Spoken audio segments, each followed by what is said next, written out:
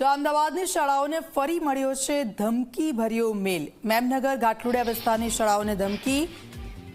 તો આપ જો સતત આ મેલ મળી રહ્યા છે અને હવે ફરી એકવાર અમદાવાદની શાળાઓને ધમકી ભર્યો મેલ મળ્યો છે।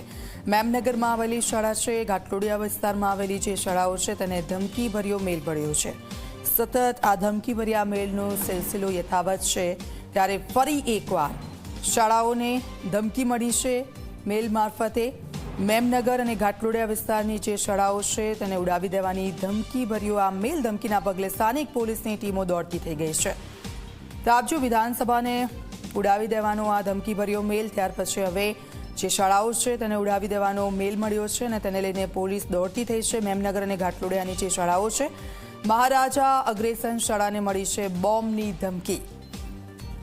તો કેલોરેક્સ સ્કૂલ અને શાંતિ એશિયાટિક સ્કૂલને પણ ધમકી આપવામાં આવી છે।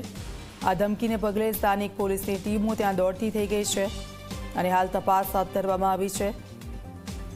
સંવાદદાતા ઉદય અમારી સાથે ફોનલાઈન પર જોડાઈ ગયા છે। ઉદય, સતત આ ધમકી ભર્યા મેલ મળી રહ્યા છે શાળાઓને કેટલાય સમયથી, ને ફરી એકવાર આ મેલ મળ્યો છે। શું કામગીરી થઈ રહી છે ત્યાં? શાળાઓ ખાલી કરાવવામાં આવી છે?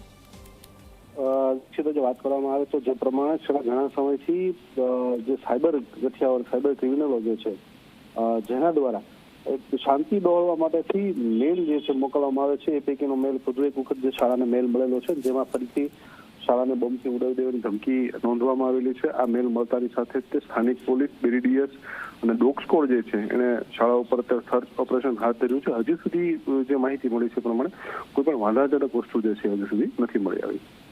બિલકુલ, આભાર ઉદય સમગ્ર વિગત બદલ।